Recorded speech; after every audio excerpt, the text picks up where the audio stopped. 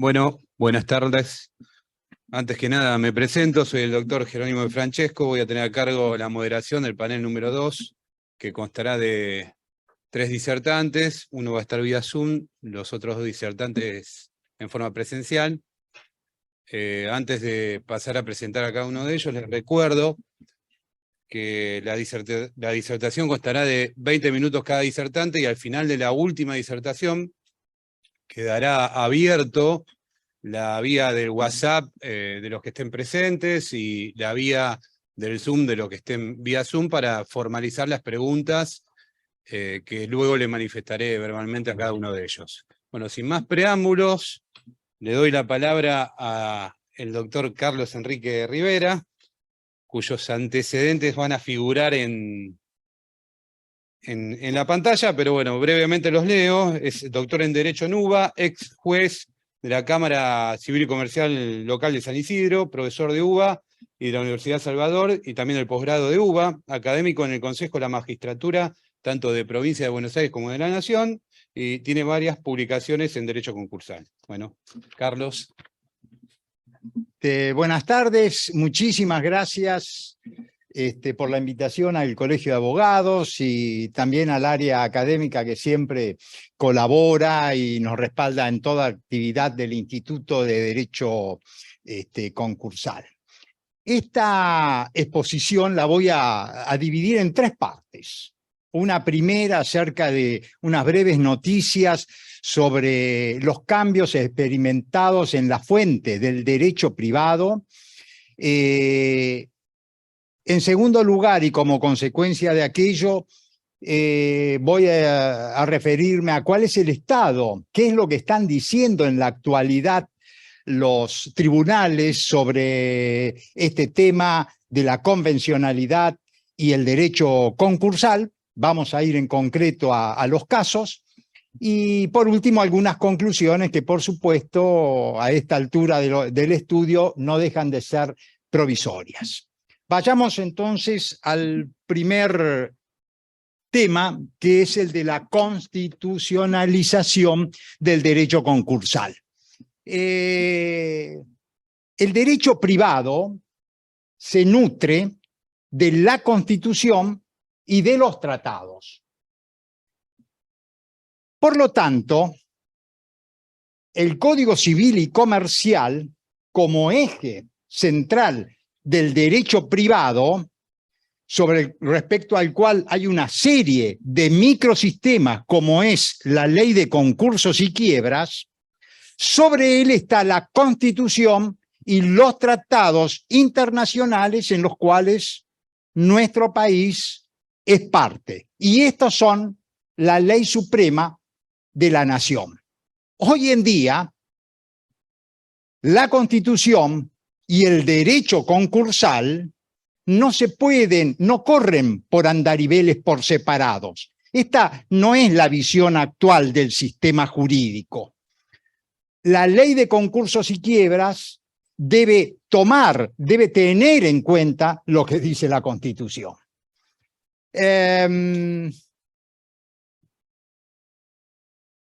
Indudablemente que el tema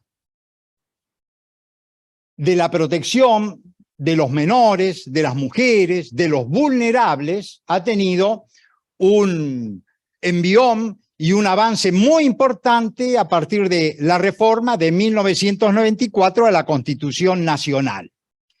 Y fíjense que lo que yo les decía antes acerca de las fuentes de la Constitución como ley suprema es lo que dice en forma breve y sencilla el artículo 1 del Código Civil y Comercial. Y esto ha sido un cambio trascendental, copernicano, para el derecho privado. El tema ha sido receptado, está siendo receptado, como vamos a ver, por los tribunales. Y lo que han tomado es la Constitución y esos tratados internacionales. En materia de privilegios, a los cuales antes se hacía referencia, en los concursos, el problema es que hay un principio que es fundamental. y es el de la legalidad. Si no lo dice la ley, no habría privilegio. Por eso que siempre se habló de un privilegio cerrado. Pero claro, con toda esta interpretación, con todo lo que vamos a ver, los autores ahora dicen, momento, hemos pasado de un sistema cerrado a uno poroso. Y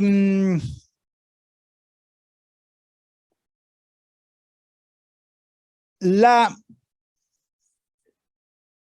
reforma constitucional a la cual yo le hacía referencia, indudablemente que significó un gran avance por haber incorporado lo que se conoce el bloque de constitucionalidad en el artículo 75, inciso 22, que recién la doctora González Tocci hablaba. Y bueno, sobre esto es lo que ya recién les hice referencia. Siguiendo una clasificación de esta prestigiosa autora, Kellermacher, se pueden dividir esas decisiones judiciales entre aquellas que encuentran en los tratados internacionales una referencia específica a la tutela conflictual, como es el de los créditos laborales. Este convenio 173 de la OIT hace referencia expresa a los créditos laborales frente a la insolvencia. Pero hay otros fallos que lo que han aplicado son los principios generales, más etéreo, ¿no? Casos en que los tratados no tienen referencias específicas, reconociendo la protección sobre la base de principios generales. Pero esta autora también se refiere a que exigen una mirada sistémica, integral del ordenamiento jurídico. Las soluciones que han traído estas decisiones judiciales son variadas. No solamente tocan el tema de los privilegios, sino que también adelantan el pago del acuerdo homologado, declaran inoponible el acuerdo homologado al crédito, no se suspenden los intereses, no se aplica la novación. Me estoy refiriendo a créditos especialmente nacidos de las relaciones intrafamiliares, dentro de la familia. Muchas veces de mujeres, de menores y todos ellos vulnerables.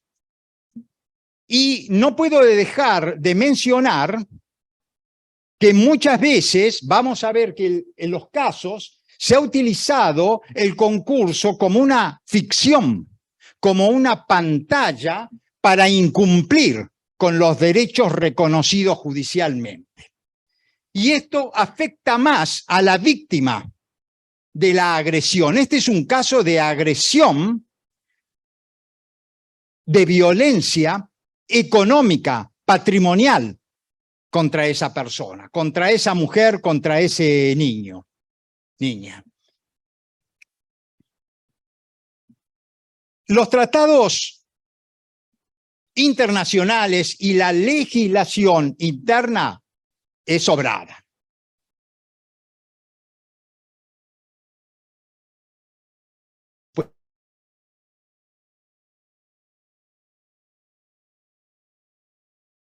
Han sido utilizados por los fallos que les voy a referir. Estos, el anterior y este referido a mujeres, niñas, y también tenemos respecto a personas adultas y con discapacidad.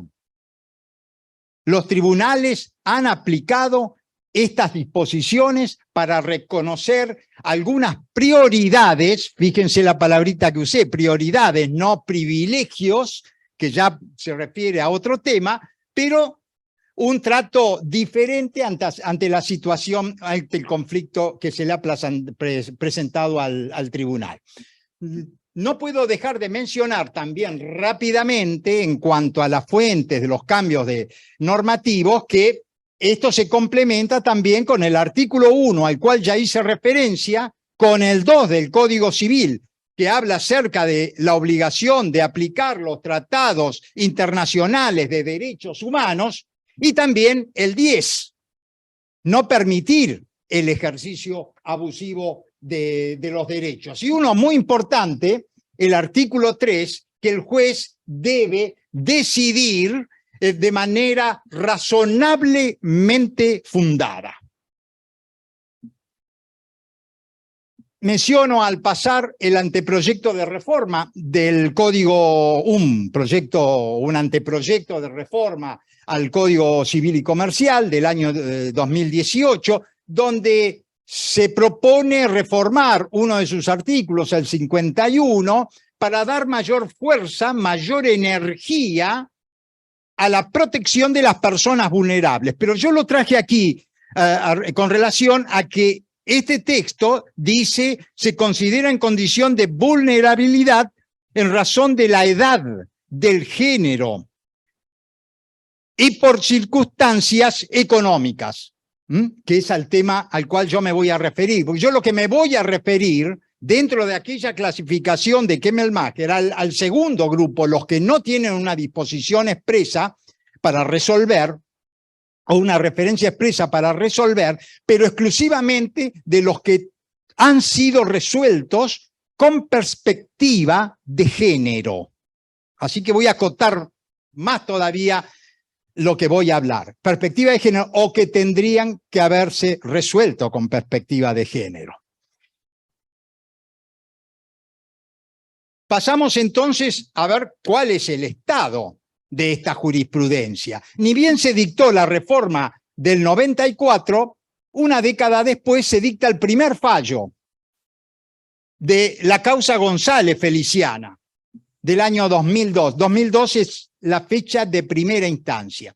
Fíjense, una mujer de 77 años, al momento de esa decisión de primera instancia, empleada doméstica, marido jubilado, había tenido un 40% de incapacidad cuando con un accidente que se produjo cuando viajaba en el interno de la empresa que estaba de la empresa de colectivos, le dejó esta incapacidad y mientras tanto la empresa se presenta en concurso.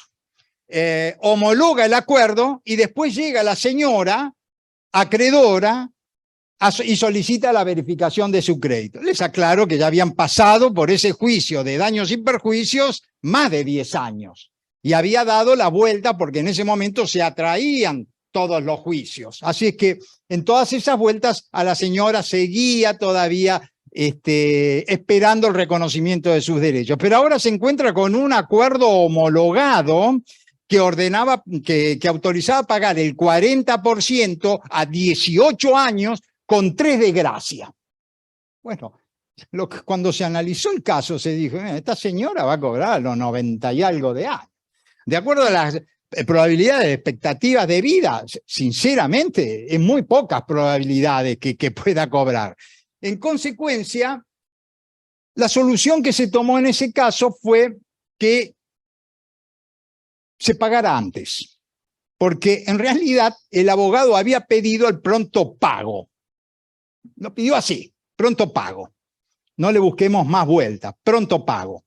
Y bueno, dijo, bueno, por las convenciones, por los tratados internacionales, las constituciones, y también en ese momento, en estos años había estado el tema, habíamos salido de la especificación con gran desorden, y había reclamos de adultos mayores para cobrar sus depósitos, etcétera, y se utilizaron estas disposiciones y alguna jurisprudencia y se construyó esa sentencia de primera instancia que le dio la posibilidad a la señora de cobrar antes, nada más.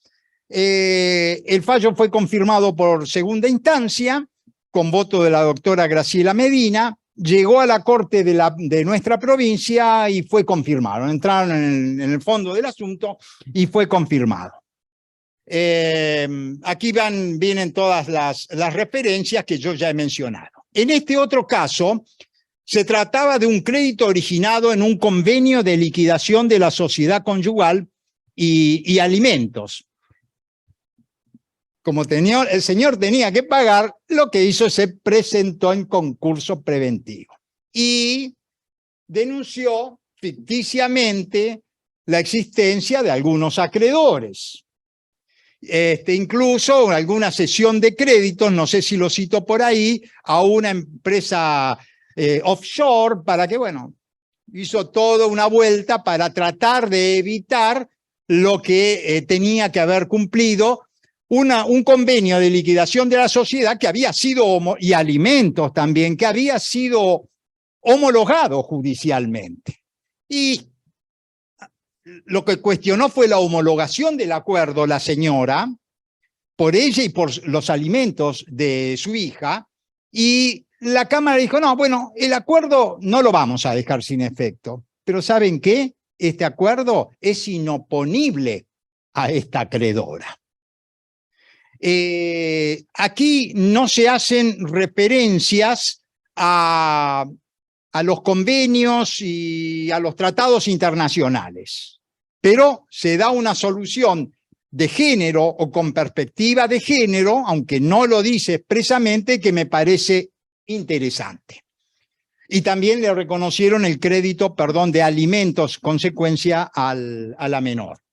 En la causa Persini, era el concurso preventivo de Racing Club, y la Cámara Platense resolvió un caso en el cual la mujer tenía 85 años, se había hecho una propuesta de 4 años de espera y se trataba de un crédito, sí, ahí lo digo, de alquileres, expensas, servicios incumplidos, y que se interpretó, y la Corte de la provincia interpretó, que esto era, estos créditos hacían a la subsistencia de una mujer adulta, mayor, y que por lo tanto había que pagarle anticipadamente.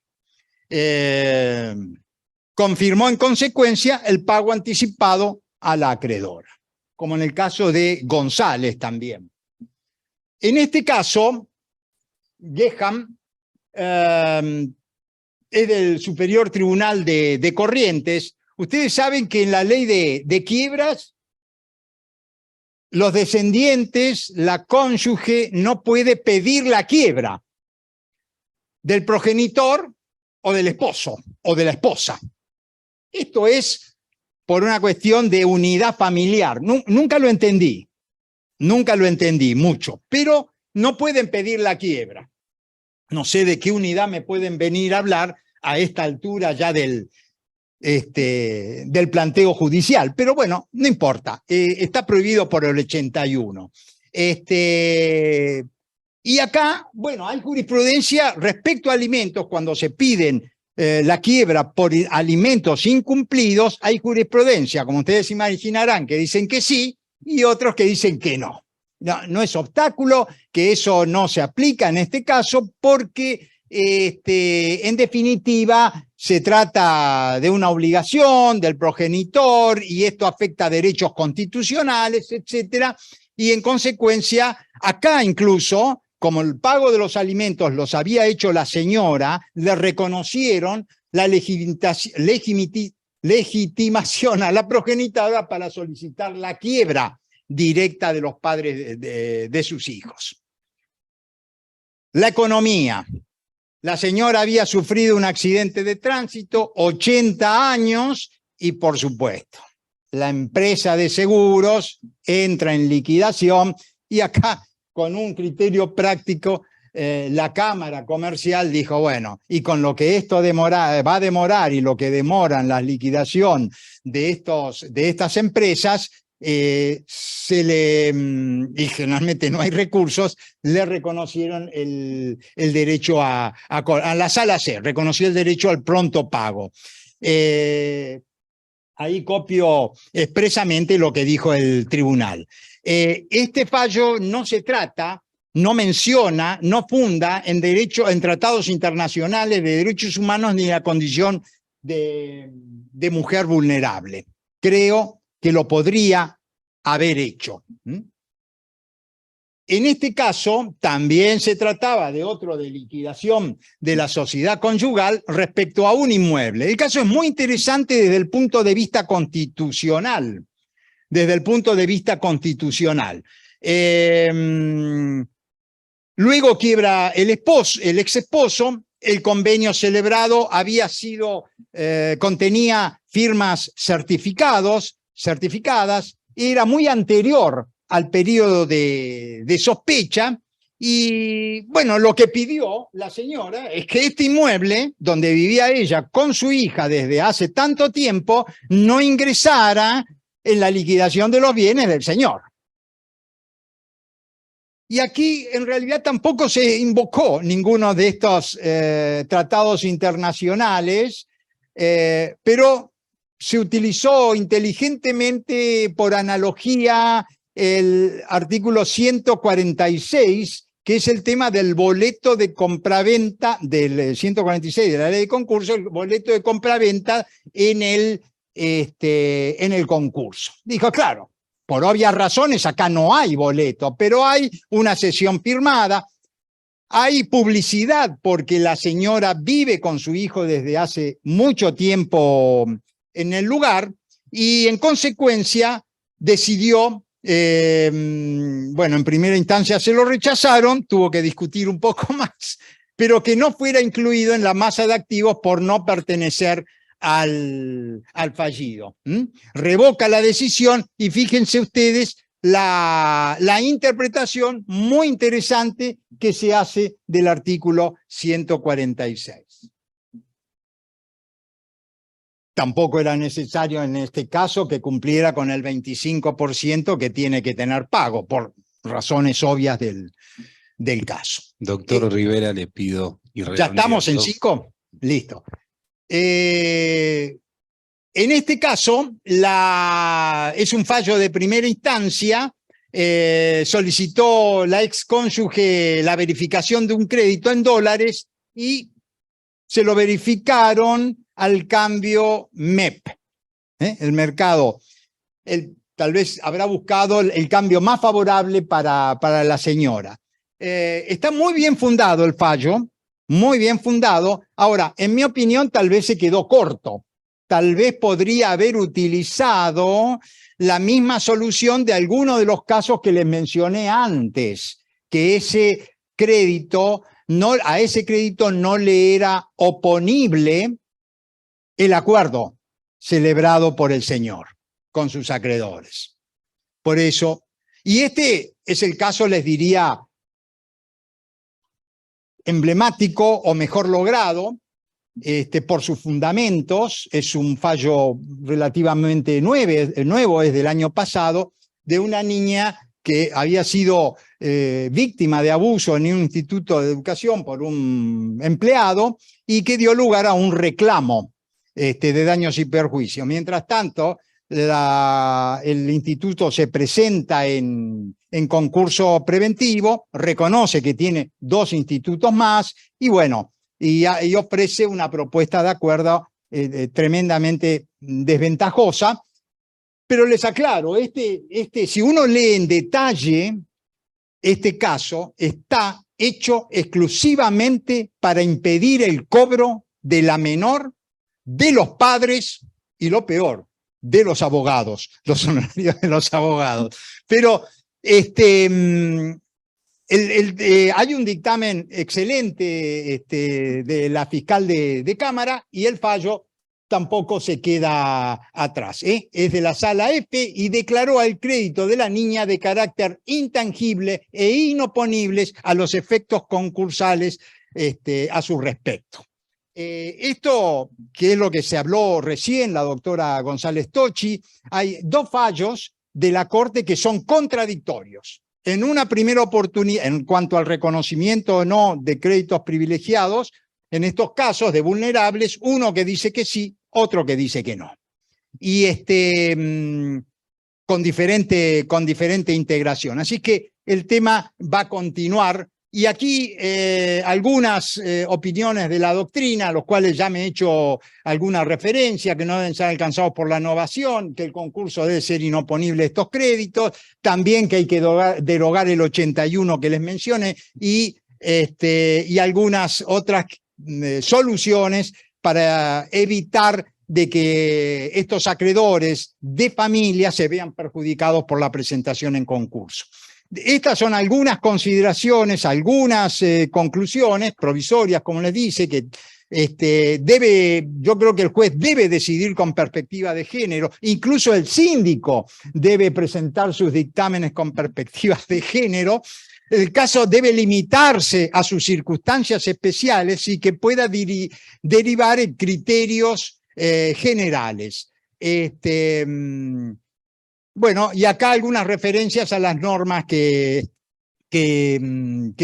les hice. Y la última, tal vez la más difícil, que es tratar de evitar que se utilice abusivamente el proceso concursal con el único objeto de perjudicar a los acreedores vulnerables, tal como ocurrió en Fundación Educar. Bueno, esta jurisprudencia indudablemente va a seguir evolucionando, la opinión de los autores nos va a seguir enriqueciendo e indudablemente un encuentro como esto nos llama a reflexión, a charlar, a escuchar, a pensar sobre estos temas, que son, en el cual confluyen el derecho, la Constitución, la perspectiva de género y el derecho concursal, al cual vamos a tener que continuar atentos por los cambios que pueden suceder. Muchísimas gracias.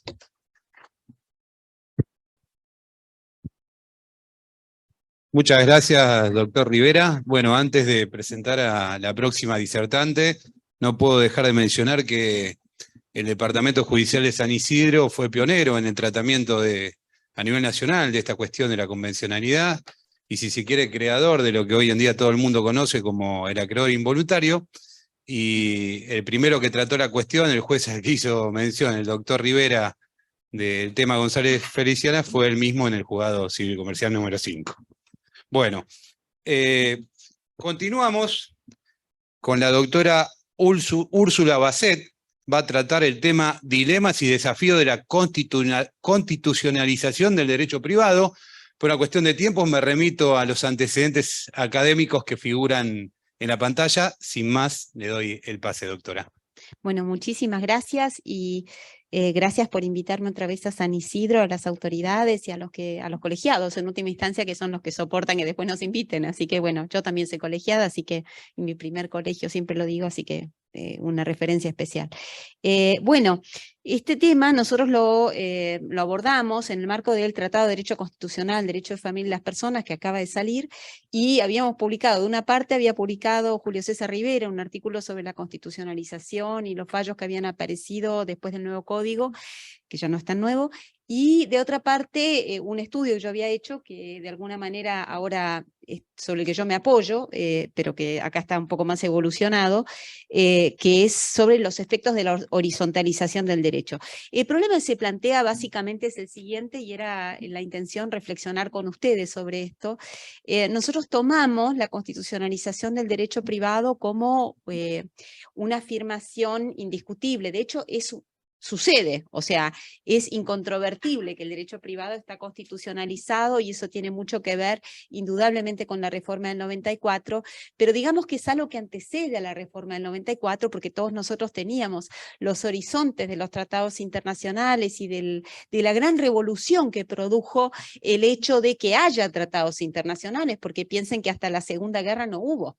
Es decir, nosotros partiendo de la idea de que hasta la Segunda Guerra no hubo esos tratados internacionales, es decir, no teníamos estos consensos globales sobre el reconocimiento de determinados derechos, este es un tema que se plantea con bastante novedad.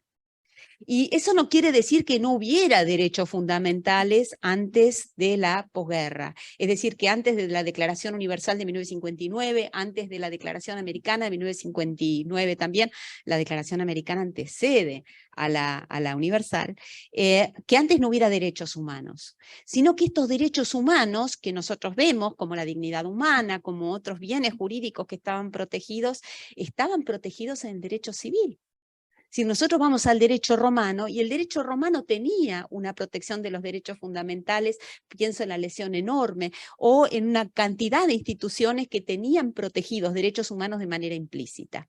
Quiere decir que hasta 1959, no es que no existían derechos humanos, existían, no estaban plasmados en consensos internacionales que nos aparecieran positivados, ¿no?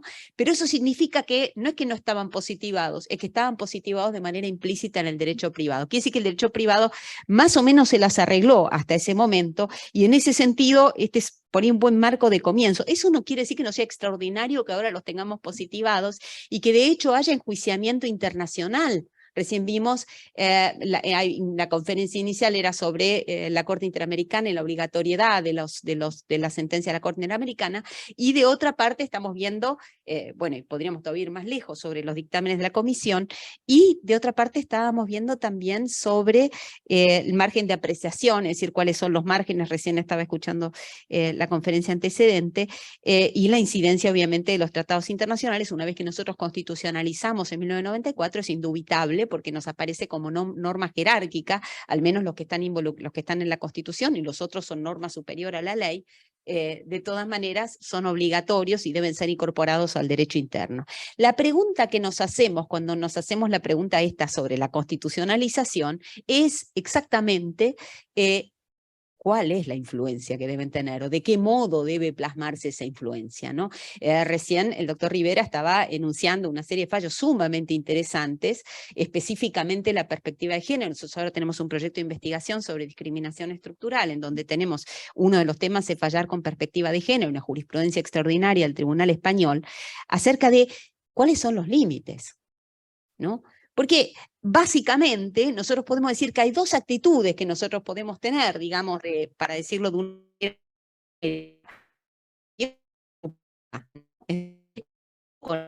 internación, y entonces,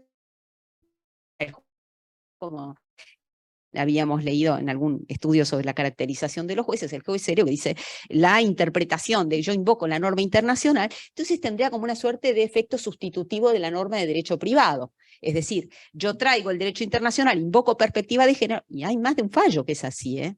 Es lo que dice el Tribunal Europeo de Derechos, del Tribunal Constitucional Español, que dice, esperemos un poquito, ¿no? Hay más de un fallo que es así. Invoco perspectiva de infancia, en mi área de derecho de familia, invoco perspectiva de infancia, invoco perspectiva de género, y básicamente a partir de ahí resuelvo el caso según un set de valores que no es el que está reflejado en el derecho privado, y punto, ¿no? Lo que dice el Tribunal Español les dice, no, momentito. El derecho privado, cuando lo voy a desarticular, cuando lo voy a dejar de lado por invocación de la perspectiva de género o de una norma de derecho público, hay una serie de pasos que tengo que dar, porque la irrupción del derecho privado en el derecho público es subsidiaria luego de que yo intenté aplicar la norma de derecho público, y cuando justifico que hay una discriminación estructural que me impide completamente, en el caso de la perspectiva de género, me impide completamente aplicar la norma de acuerdo con el fin que estaba previsto por el legislador, ¿no? Supongamos, hay discriminación indirecta, un impacto desproporcionado de la norma, entonces tengo que cambiar. ¿Es esta la solución que nos da el Código Civil y Comercial? Bueno, es una pregunta para hacernos. La respuesta estaría, en principio, en los artículos 1, 2 y 3, diría yo, que nos dicen, básicamente, el 1 dice, los casos de que este código rige deben ser resueltos según las leyes que resulten aplicables, lo leo de vuelta para tenerlo presente, conforme la Constitución Nacional, los tratados de derechos humanos de que la República sea parte. A tal efecto se tendrá en cuenta la finalidad de la norma, los usos, prácticas, etcétera, etcétera. Deben ser resueltos según. Esto significa que debería haber una conformidad en la resolución entre la norma de derecho privado, la Constitución Nacional, los tratados en que la República sea parte. Es decir, que debería haber como un continuo Esto es lo que nos dice la primera. La segunda nos dice, hay una función interpretativa. Dice, la ley debe ser interpretada teniendo en cuenta sus palabras, finalidades, leyes análogas, las disposiciones que surgen de los tratados internacionales, los principios y valores. Y el 3, que es muy interesante, nos habla del deber de resolver del juez ante las lagunas, recién fue citado. Básicamente nosotros estaríamos en una interpretación en donde pedimos coherencia, señor juez sea coherente, es decir, que haya... Pero el juez tiene que presumir que ese juicio de coherencia lo hizo previamente el legislador. Es decir, que el legislador previamente, antes de plasmar la ley, hizo un juicio de coherencia. Porque para desvirtuar ese juicio de coherencia del legislador, para desvirtuarlo, tiene que alegar, tiene que fundar las razones, porque la declaración de inconstitucionalidad, que es el camino para desvirtuar la norma de derecho positivo, es de última razón. No es el primer recurso. Esto porque en el fondo, bueno, y el segundo caso sería la aplicación indirecta. Nosotros tenemos dos formas de constitucionalización. Una sería la principal, que es cuando se aplica directamente la norma convencional constitucional. Otra sería la que se llama intermedia o intermediaria, que es cuando, o mediada, ¿no? Que es cuando yo aplico el derecho internacional, por lo que los alemanes con esto de la Drittwirkung llaman Ausstrahlung, es decir, como una suerte de radiación de un sistema de valores del sistema constitucional convencional que se produce en el derecho interno por vía de la interpretación. Respecto de esta segunda, cuando nosotros vemos cómo está tratado, vemos que no es sustitutiva, que yo no puedo aplicar la norma internacional de manera sustitutiva, sino subsidiaria, nos dice el artículo 2. La ley debe ser interpretada teniendo en cuenta sus palabras, finalidades, leyes análogas, las disposiciones que surgen de los tratados de derechos humanos. Cuarto lugar. Subsidiaria. Subsidiaria. Entonces, un poco en esta idea, ¿no? Nosotros tenemos estas dos formas, ¿no? Que decíamos, una interpretación que es disruptiva, que nos gusta mucho. Al juez le da un poder fabuloso, al abogado también, porque no te gusta la ley, invocas un tratado internacional, te habilita, ¿no? Pero otra interpretación, que sería más mesurada y en donde es más consistente la doctrina, en el sentido de que esta es la que aparentemente es más consistente con el derecho interno nuestro y en general con los abordajes que se hacen de la constitucionalización en el derecho comparado, es una preferida. ¿Por qué? Porque el riesgo de la interpretación disruptiva, los riesgos que produce la interpretación disruptiva son muchos.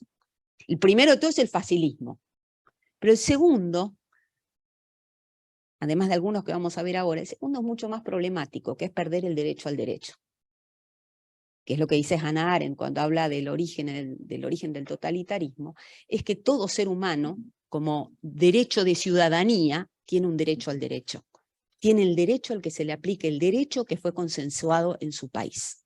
Y ese derecho al derecho es un derecho que debe extremarse a riesgo de poner en crisis el zócalo de la ciudadanía y de la convivencia democrática. Porque en última instancia, en el sistema republicano de gobierno, donde tenemos un poder que aprueba las leyes, un poder que las aplica, si nosotros tenemos que el poder que las aplica crea leyes invocando normas que no son de aplicación directa según su propio sistema de valores, el justiciable no tiene derecho al derecho. Tiene derecho al juez, al sistema de valores que el juez de turno le va a dar. Derecho de familia nos está pasando bastante. Si el derecho, y depende qué juez te toque, ¿no? Eso no puede pasar. No puede pasar nunca.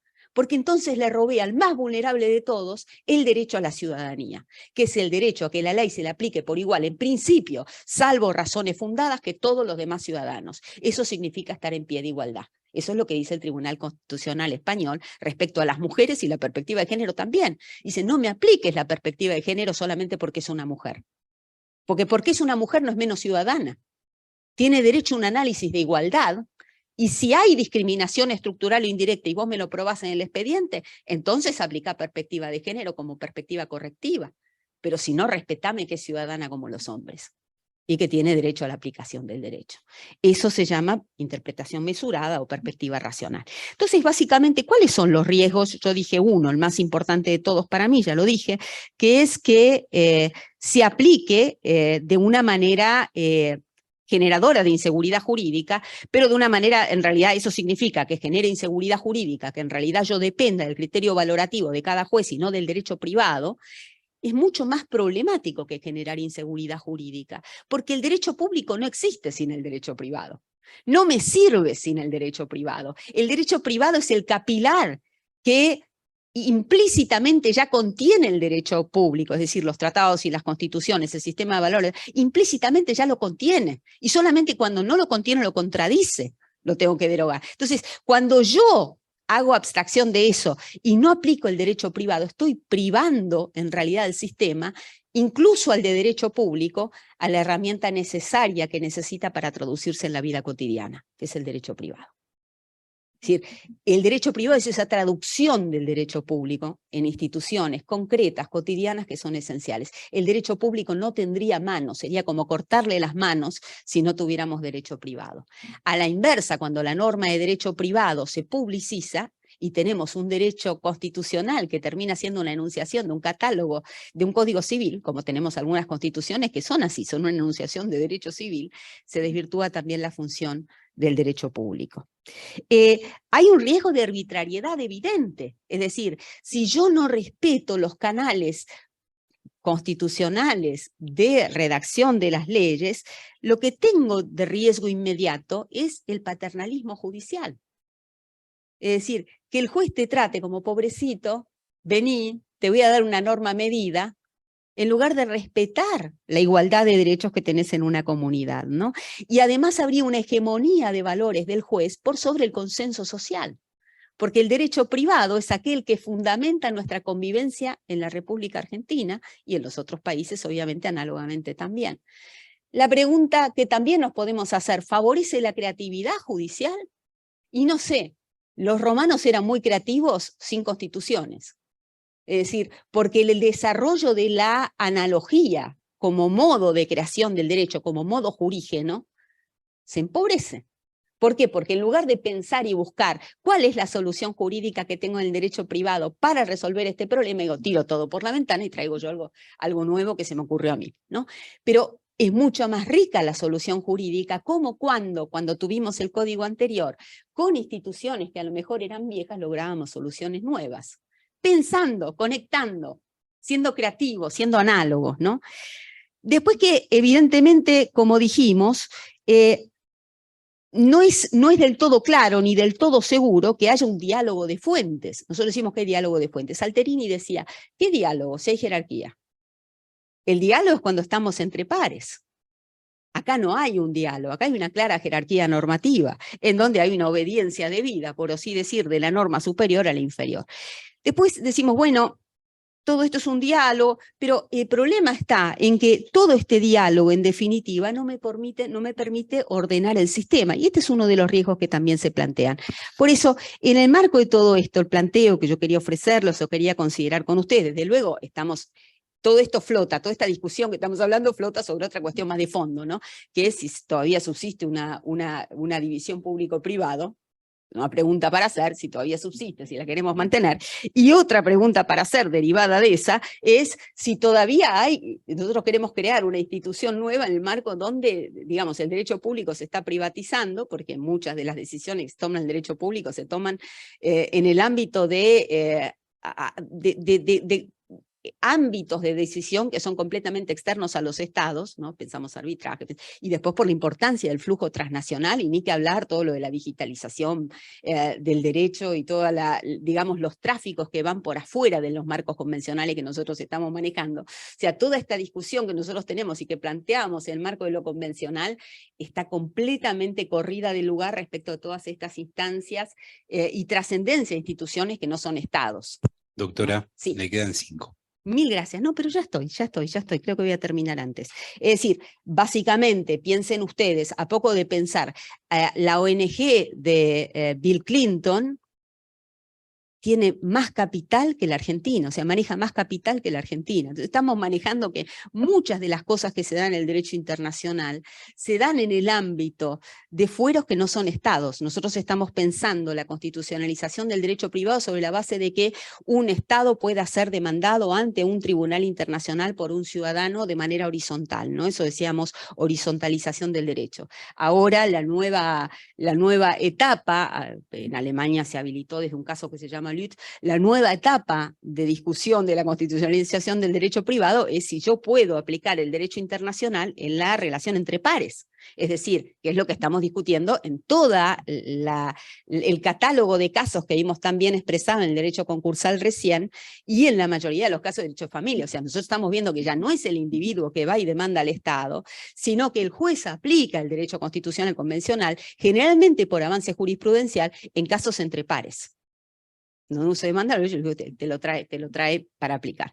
Bueno, básicamente esto no es conclusivo, no es algo con lo cual yo quiera ni decir, ustedes se dan cuenta, estamos todos de acuerdo con la constitucionalización del derecho privado, y que el punto de partida de esta exposición es obviamente que los derechos humanos son fundamentales y son previos a todo ordenamiento jurídico, y que su incorporación en el ordenamiento jurídico es esencial, y que su ausencia en el ordenamiento jurídico invalida ese ordenamiento jurídico de manera basal. O sea, en eso estamos todos de acuerdo. Esto es simplemente cómo. Simplemente cómo. Cómo hacerlo de manera que sea más respetuoso de todos los derechos en juego, y sobre todo que nos deje a salvo el derecho privado, pues sin el derecho privado, derecho público es extraordinario, y el avance, la concientización que se ha hecho sobre el derecho público a partir de la constitucionalización es invalorable. Piensen ustedes que nosotros estamos hablando acá un pedacito así, que es la recepción del derecho público en la legislación y la recepción del derecho público en los casos. Piensen que lo más importante de todo es la recepción del derecho público en la Constitución y la convencionalización, las convenciones en la cultura cotidiana, en nuestros sentimientos, en nuestros valores, en lo que sentimos, en todo. Ese es el cambio más transformador que ha generado la constitucionalización del derecho privado, y que nosotros obviamente no podemos tratar, pero lo percibimos a diario. Un chiquito que está formando en la primaria o en la secundaria tiene noción de los derechos humanos fundamentales. Ese es el cambio más revolucionario. En este pedacito chiquitito que es la legislación, la jurisprudencia, obviamente es invalorable, pero justamente por el bien de la Constitución y la Convención, y por el bien del ciudadano frente al acceso a derechos, es necesario que pensemos una forma concertada, en conjunto, y esto es lo que estaba proponiendo, era todo el objetivo de esta presentación. Sobre la base de eso van a ver que en el artículo está más precisado, es que nos preguntemos cómo podemos hacer para que eso no desvirtúe el derecho al derecho. Nada más. Muchas gracias. Muchas gracias, doctora Basset. Bueno, el próximo disertante lo va a hacer a través de la plataforma Zoom. Es el doctor Walter Krieger. Disertará sobre el derecho del consumidor en los instrumentos internacionales de derechos humanos. A ver si lo tenemos conectado al doctor. Buenas tardes, ¿me escuchan? Sí, se escucha bien. Perfecto, bueno, muchas gracias. Gracias al Colegio de San Isidro por la invitación, por permitirme participar a distancia. Tengo asumido un compromiso previo en la provincia de Entre Ríos, donde estoy ahora, y no quería dejar de participar porque las jornadas sanisidrenses siempre dan debates buenísimos, y esta no es la excepción, y la verdad que es un verdadero placer, así que agradezco que hayan tenido la deferencia de permitirme participar a distancia. Iba a arrancar la charla haciendo un poco un retomar el caso de Fundación Educar que mencionaba el doctor Rivera recién, pero la verdad es que el análisis que hizo fue realmente muy bueno, y no me corresponde a mí ir más allá de eso, porque como he sido el abogado de la niña, me caben las generales de la ley. Entonces me parece que vamos a dejar el análisis de Fundación Educar hasta ahí. Solo una cuestión anecdótica para reforzar lo que decía el doctor recién. Se presentaron junto con la FIP dos acreedores, junto con el que presentó el colegio, personas a las cuales le había prestado dinero a través de un mutuo y pagaré. El juzgado de primera instancia les rechazó la verificación del crédito tempestiva y los mandó a incidente de revisión, donde finalmente obtuvieron el reconocimiento del crédito a través de este incidente de revisión. Hace 3 años que estos dos acreedores tuvieron el crédito verificado, y habiendo acuerdo homologado, no se han presentado en 3 años a cobrar una sola cuota del acuerdo de pago que tienen homologado, lo cual deja claramente en evidencia esto que señalaba el doctor, de que era un concurso absolutamente armado para desarmar el crédito que tenía la menor, los padres, y los abogados, los peritos y todos los que han intervenido en la causa civil. Dicho esto, me voy a correr de Fundación Educar, y no lo voy a tomar como referencia, pero me sirve mucho la charla que ha dado recién mi amiga, la doctora Bassett, porque me sirve para recoger el guante de varias cuestiones que introdujo y que nos sirven para arrancar.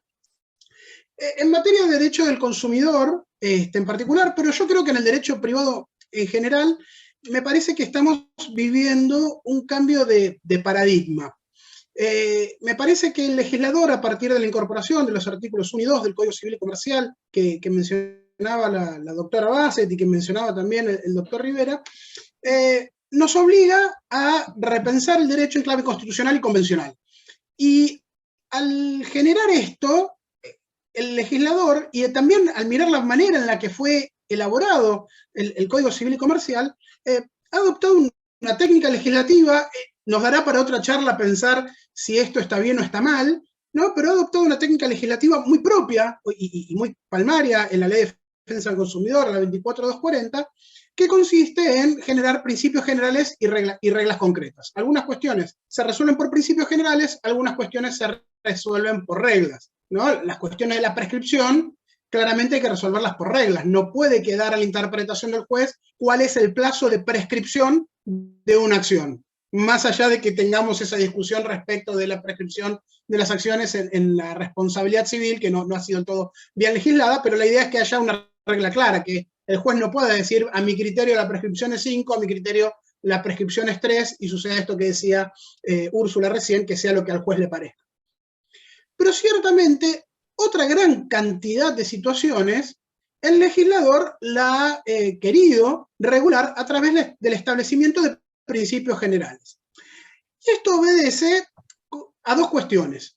Primero, una mirada distinta del derecho privado o del derecho en general. Yo creo, tomando una posición que claramente no es pacífica, de que la línea entre el derecho público y el derecho privado ya no es difusa, sino que ha desaparecido, y el derecho al consumidor es una buena muestra de ello. Las regulaciones de las relaciones de consumo, que es una norma que regula el mercado, tiene regulaciones entre particulares en un contrato de compraventa, si se quiere, pero también tiene regulaciones de derecho administrativo con la imposición de sanciones, tiene una regulación de derecho público claramente al organizar el Estado y competencias estatales, digo, tiene varios componentes, ¿no? Claramente no podríamos decir que el consumidor es propio de una esfera o de la otra, y ahí empezamos a ver cómo en algunas disciplinas este derecho empieza, esta línea divisoria que antes no era tan clara, empieza por lo menos a hacerse más difusa. Yo entiendo, insisto, que ya no existe, pero bueno, es una opinión personal. Pero decía, esta idea de legislar en base a principios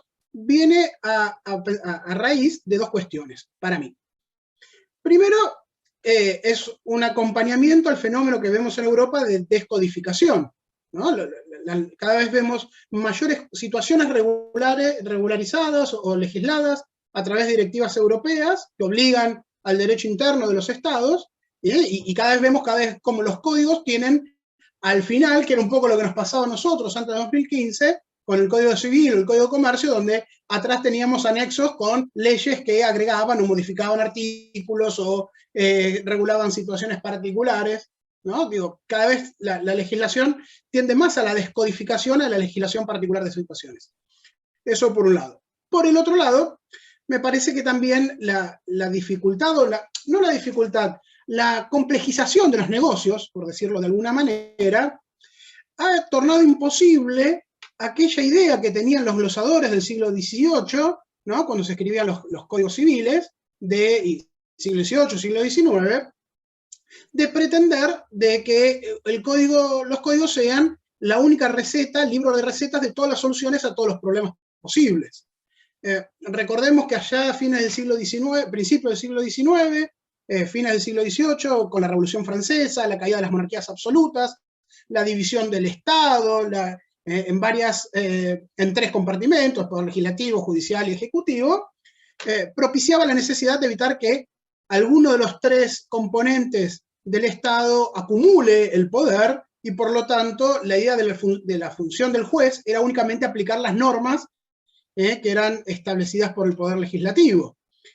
la idea de que el juez pudiera legislar o la idea de que el juez pudiera interpretar o transformar una norma era inconcebible o simplemente declarar inconstitucional, ¿no? Allá por la Revolución Francesa era claramente inconcebible. El juez se debía limitar a aplicar la norma y punto. No vale la pena analizar si eso estaba bien o estaba mal tampoco en estas circunstancias, o si era una ficción que habían aceptado pacíficamente en aquel tiempo histórico, pero lo cierto es que creo que todos nos podemos poner de acuerdo en que hoy por hoy ningún juez de ninguna materia podría resolver todos y cada uno de los conflictos que entran a su juzgado aplicando únicamente el Código Civil, ¿no? Las problemáticas exceden las previsiones del legislador. Y en materia del consumidor, esto es muy patente. Piensen que, más allá del proyecto de reforma o del proyecto del Código Civil, del Código Consumidor, perdón, que hoy se está discutiendo en el Congreso, nuestra Ley de Defensa del Consumidor es del año 1993. ¿No? Y recuerden cómo era el mundo del año 93. El teléfono celular era un zapatófono así de grande, la televisión por cable era para algunos pocos, y hoy no podríamos pensar la defensa del consumidor sin pensar en telefonía celular, sin pensar en internet. Y esa misma ley del año 93, bien que mal, nos sigue dando respuestas. ¿Por qué? Porque la técnica legislativa, vuelvo a insistir, está fundada principalmente en principios generales, en nociones abiertas que el juez tiene que adaptar al caso particular. Tomemos un ejemplo muy chiquitito, tomemos el caso del deber de información. Tanto el artículo 1100 del Código Civil y Comercial como el artículo 4 de la Ley de Defensa del Consumidor nos dice que la obligación del proveedor es informar al consumidor con verdad y eficacia, ¿no? Que le tiene que decir la verdad y que esa verdad tiene que estar presentada de manera tal que el mensaje pueda ser comprendido por el receptor del mismo. Ahora, esto es un principio general. Ciertamente el cumplimiento de este deber de información no lo vamos a analizar de la misma manera si a quien le estamos exigiendo el cumplimiento de esta obligación es a un banco, a una compañía de seguros, a una empresa de medicina prepaga, a una empresa, a un comercio de retail que vende electrodomésticos.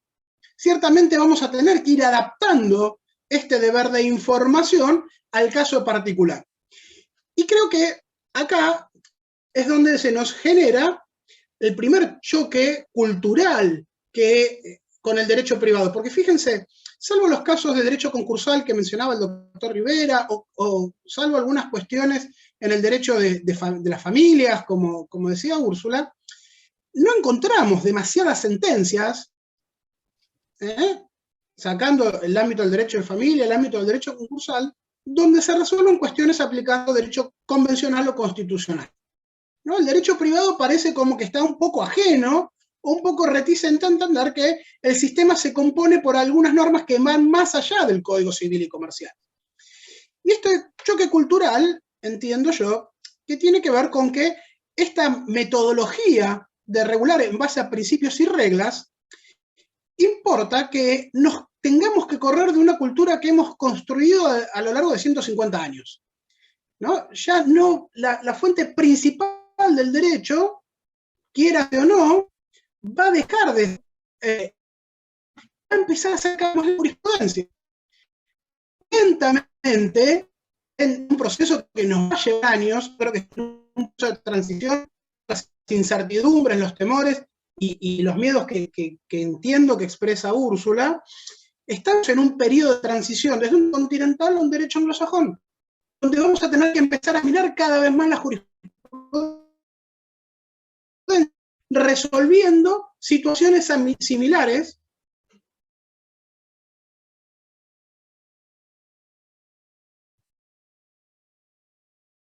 Doctor, se cortó. ¿Nos escucha?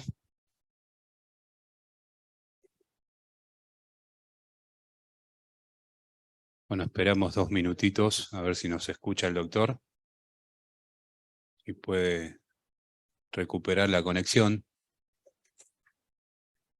Bueno, sugerimos en todo caso, si no tiene buena señal, que quede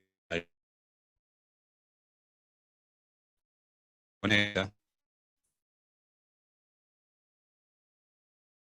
Bueno, Entonces, lamentablemente vamos a tener que seguir sin la finalización de la disertación. Igualmente, el doctor ya me había dicho que como tenía un compromiso, no iba a poder responder preguntas porque se tenía que ir.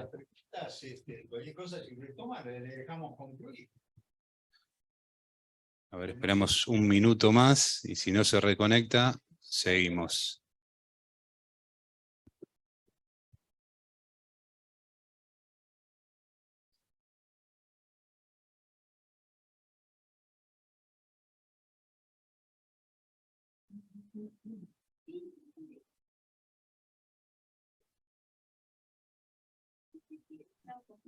Perdón, Bueno, ahí se lo se escucha. cayó la conexión de internet, acá estoy de vuelta. Bueno, buenísimo. Estaba Quizás diciendo, le sugiero, doctor, que en todo caso, si se vuelve a caer un poquito, corte el video como para, aunque sea, lo podemos escuchar en la finalización. Dale, perfecto. Le decía, el precedente está empezando a tener cada vez más importancia. Después tendremos que ver cómo hacemos para que este precedente sea uniforme y no se genere lo que ciertamente decía la doctora Bassett, de que depende del juez que te toque. Pero estamos en esa transición. Por otro lado, y en esto me parece que también es importante que en nuestro sistema de derechos humanos interamericanos tengamos en cuenta que la Corte Interamericana de Derechos Humanos el año pasado, en octubre de 2021, dictó un fallo que es importante respecto al tema que estamos discutiendo, que es el fallo Vera Rojas contra Chile. El caso se trataba de una menor que tiene una enfermedad crónica a la cual estaba prestando un servicio de salud, le estaba dando asistencia médica, y una vez que agotó el tope de cobertura que estaba pactado, le sacó la asistencia médica y la dejó a la buena de Dios. Los padres de esta chica demandan a la prestadora de servicios de salud el restablecimiento de las prestaciones y la empresa de salud se niega diciendo ustedes ya agotaron el crédito que tenían, ya cumplí con la norma de la del Estado respecto de los topes de cobertura, así que yo no tengo que restablecer nada y en todo caso arréglense con el Estado. Este caso llega a la Corte Interamericana de Derechos Humanos que resuelve, insisto, en este caso, en el 2021, diciendo algo muy interesante, dos cosas principalmente, ¿no? Primero, que no solamente son los estados los que están obligados al cumplimiento de los derechos humanos, sino que también los particulares en sus regulaciones tienen que actuar conforme al cumplimiento de los derechos humanos, ¿no? Entonces, la Corte dice, ojo que los derechos humanos, como decía el maestro Vidal Campos ya hace como 30 años, los derechos humanos no solamente son exigibles a los estados, sino que también son aplicables a las regulaciones entre particulares. Y segundo, que los derechos de los consumidores hacen a la dignidad humana y por lo tanto están contenidos, como decía Gabriel Stiglitz, o como dice Gabriel Stiglitz, tanto dentro del Pacto de Derechos Económicos, Sociales y Culturales, como todos aquellos otros convenios que garantizan el derecho a una vida digna. De manera tal que, respecto del cómo introducir estos conceptos, me parece que hay dos cuestiones. Primero, la idea de la Corte tiene que ser necesariamente armonizar derechos, ¿no? Entonces, tendremos que pensar cómo nuestras normas de derecho privado se armonizan con estas normas de derecho, con estos criterios de la Corte Interamericana. Si son necesarias, deberemos hacer alguna reforma legislativa, repensar el régimen de privilegios, por ejemplo. Yo no digo que no tenga que haber un régimen de privilegios, sí, quizás tengamos que discutir a quiénes les vamos a dar el privilegio, cómo va a ser ese orden, lo que no es lo mismo que no haya un régimen de privilegios. Y por el otro lado, me parece que también debemos empezar a pensar que esta idea de diálogo de fuentes no es una carta blanca al juez para que haga lo que quiera. La idea del diálogo de fuentes implica que el juez tenga que construir soluciones recurriendo a fuentes normativas, no de su invención, sino recurriendo a las fuentes normativas y darles el sentido que el legislador le quiso dar, darles el sentido que le dan los convenios internacionales, darles el sentido que le da la Constitución. En materia de derechos del consumidor, Esta idea de diálogo de fuentes lo que implica es tomar las normativas de derecho del consumidor, que son montones, porque tenemos la Constitución, las leyes, las regulaciones provinciales, las regulaciones municipales, la federalización extrema que hay del derecho del consumidor a veces también es un problema, y coordinar todo eso para construir una solución que respecte ¿qué cosa? El principio protectorio de los consumidores que está en el artículo 42. No una norma externa, sino una norma interna. ¿Bien? Entonces, la convencionalización Doctor, nos lleva... le recuerdo que quedarían 5 minutitos. Sí, ya termino.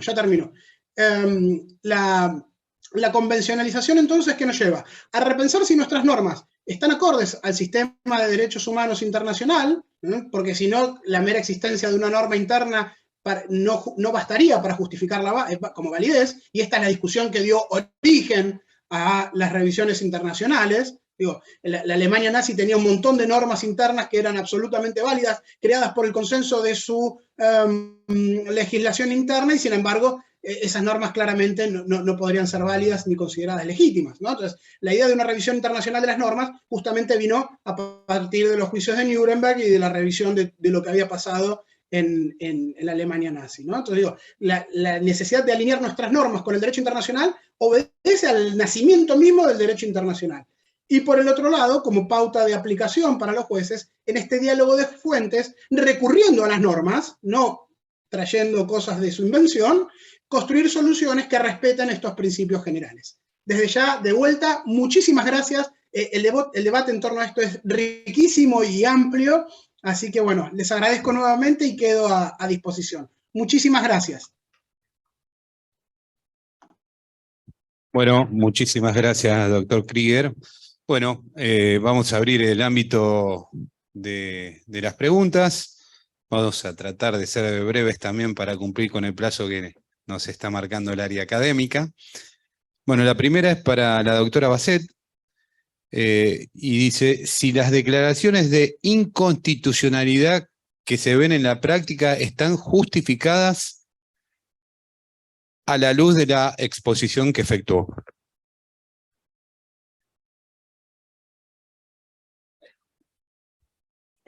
Y depende, depende del caso. En realidad lo interesante es pensar un sistema organizado, como por ejemplo tienen en Estados Unidos, que tienen ese test de racionalidad, después tienen un test intermedio y después tienen el test de categoría sospechosa, que es digamos, el test más estricto, en el cual uno puede ver en cada uno de los casos, según el grado del bien que está afectado, qué estándares utilizar para hacer el análisis de igualdad.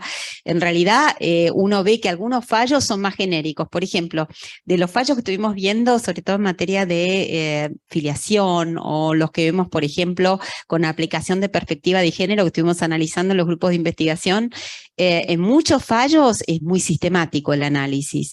En algunos fallos es una serie de párrafos con convenciones internacionales abstractas sin relacionarlas con el caso concreto, en donde el jueza concluyen al terminar, por eso declaro inconstitucional esta norma y decido que se aplique tal y tal cosa. Pero espera, relacionándome con el caso, explícame por qué es inconstitucional. No me cites los fallos en abstracto, no me alcanza con eso, no me cites, digamos, un fallo de la Corte Interamericana, revinculámelo con el caso concreto, justifica por qué en este caso concreto hay una violación y por qué en este caso concreto el resultado de aplicar la norma tal como está sería desfavorable, o si hay discriminación estructural o indirecta, y entonces en función de eso decir, bueno, yo aplico la norma internacional, pero si me lo haces en abstracto, entonces, ¿cuál es la justificación desde el punto de vista de la función del juez que tiene un deber de fundamentar?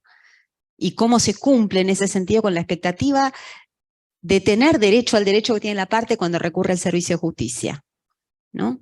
Aún la parte que resulta consentida resulta degradada en su dignidad ciudadana. Por eso me parece súper importante que trabajemos este tema en el sentido de un análisis fundado, razonable y coherente. Eso, o sea, razonablemente fundado, tal cual. Está. Listo. Bueno, gracias, doctora. Gracias. Una pregunta para el doctor Rivera. Si la jurisprudencia que citó en su disertación podría ser aplicada para el caso del artículo 45 de la ley de concurso y quiebra.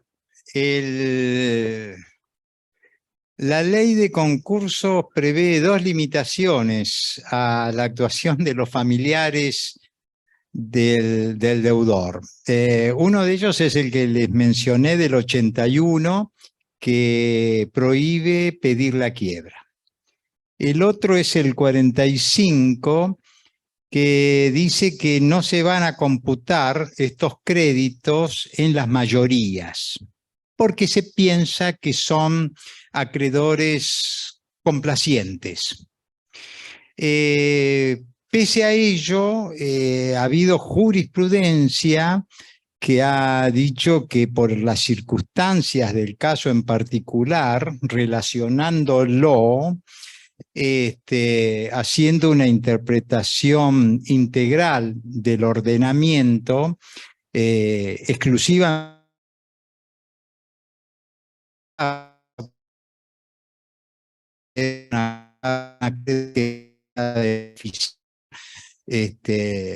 progenitor, como el caso de alimentos que yo les mencioné. Fíjense, de un crédito por alimentos que, no sé, ha demorado cualquier cantidad de tiempo, se han opuesto todas las defensas del Código Procesal para no pagar, y se puede hablar que ese acreedor va a ser complaciente en su participación en el concurso para darle conformidad al deudor. Entonces, por las circunstancias del caso y aplicando los principios, puede llegar a obtenerse el mismo resultado. Gracias. Bueno, muchas gracias, doctor. Por una cuestión temporal, no vamos a poder seguir formulando preguntas, quedarán en el tintero. Le agradecemos. Preguntas, si me las quieren mandar, que les pueden dar mi mail. Bueno, el área académica pasará el mail de los doctores para que contesten en forma privada. Agradecemos a los disertantes, a los participantes y los invitamos a pasar a un intervalo de 15 minutos antes de dar comienzo al panel número 3. Muchas gracias.